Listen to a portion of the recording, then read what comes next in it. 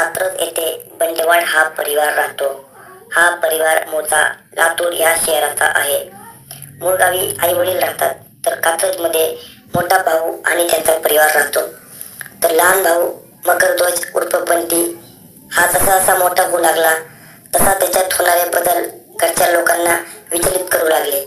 मकरध्वजला मुलींबद्दल आकर्षण वाटत नव्हते, तर त्याला मुलेच आवडत होती. तो बायकी आवाजात बोलू लागला. तो मुलींप्रमाणे हातवारे करू लागला. एकूणच त्याचे चालणे बोलणे सर्वच बदलून गेले होते. त्याला महिलांचे कपडे परिधान करायला आवडत होते. तो महिलांप्रमाणे राहू लागला. त्यावरून तो तृतीयपंथी असल्याचे उघड झाले. त्याच्या घरातल्या लोकांना त्याची लाज वाटू लागली. त्याचेही मन घरात रमेना. तो सरळ तृतीय पंथांसोबत राहू लागला. तो दिसण्यास सुंदर होता आणि महिलांसारखे दागदागिने घातले की तो अधिकच सुंदर दिसायचा. तो इतर तृतीयपंथीयांबरोबर भीक मागायला जायचा आणि पुरुषांपुढे बाईसारखे हसायचा व खानाखुणा करून आपल्याकडे बोलवायचा. तसेच देह विक्री करायचा.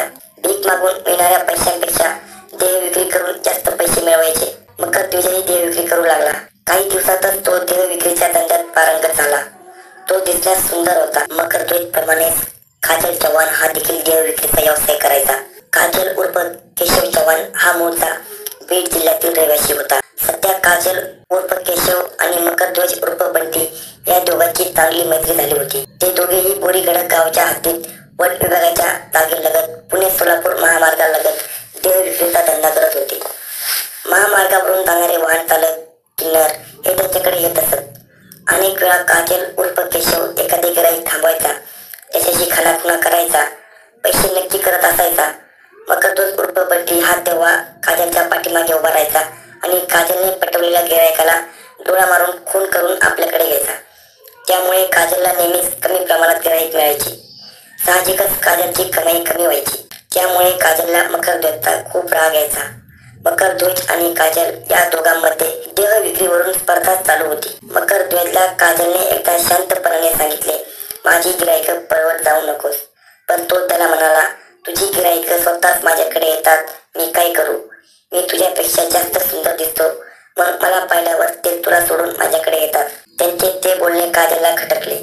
दोघांची यावरून बरीच बाचाबाची झाली. याच कारणातून त्यांच्यात नेहमीच वाद होत होता. दिनांक 21 नोव्हेंबर 2021 रोजी मकरध्वजच्या भावाला यवत पोलीस स्टेशनमधून फोन आला. त्यावेळी ते आपल्या बहिणीला भेटण्यासाठी तळेगाव दाभाडे येथे गेले होते. पोलिसांनी त्यांना सांगितले, मौजे बोरीगडक गावच्या हद्दीत पुणे सोलापूर हायवे लगत वन विभागाच्या शेतीमध्ये कोणीतरी दगड डोक्यामध्ये मारून तुमचा भाऊ मकरध्वजचा खून केला आहे. तरी आपण मृतदेहाची ओळख पटवण्यासाठी पोलीस स्टेशनला या. तसे ते त्यांच्या दाजीसह यवत पोलीस स्टेशनला आले. तेव्हा पोलिसांनी त्यांना मकरध्वजचा मृतदेह दाखवला. तो मृतदेह पाहताच त्यांच्या डोळ्यातून खळखळून अश्रू बाहेर आले व त्यांनी हा माझा भाऊ मकरध्वज उर्फ बंटी आहे असे सांगितले. मकरध्वजच्या कपाळावर मोठ्या जखमा झाल्या होत्या. त्या जखमांमधून बराच रक्तस्राव होऊन गेला असल्याचे स्पष्ट दिसून येत होते.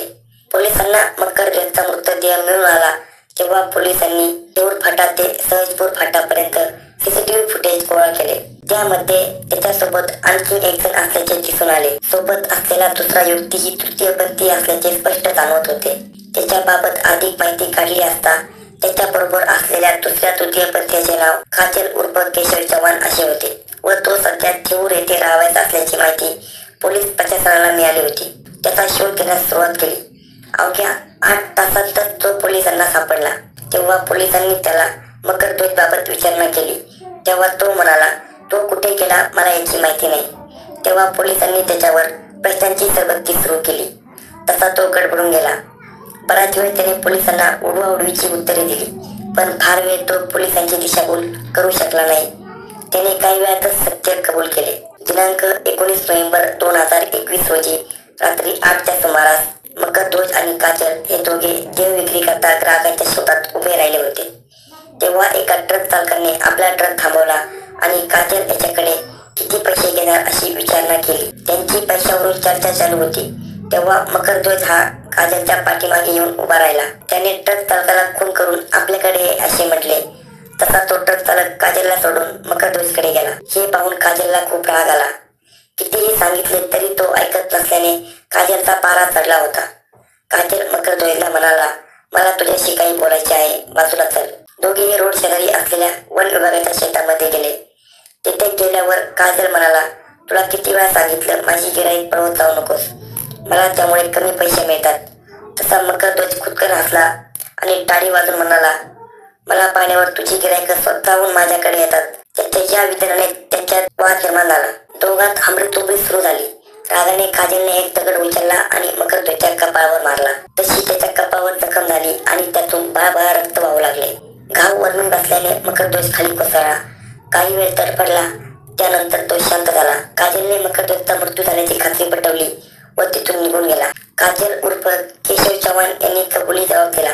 त्यानंतर मकरध्वजच्या मोठ्या भावाने दिलेल्या फिर्यादीनुसार काजलला अटक करण्यात आली. मकरध्वज उर्फ बंटी व काजल उर्फ केशव हे दोघेही समदुःखी होते. एकमेकांच्या वेदना काय असतात ते चांगल्या प्रकारे समजू शकत होते. त्यांनी एकमेकांबरोबर असे वागायला नको होते.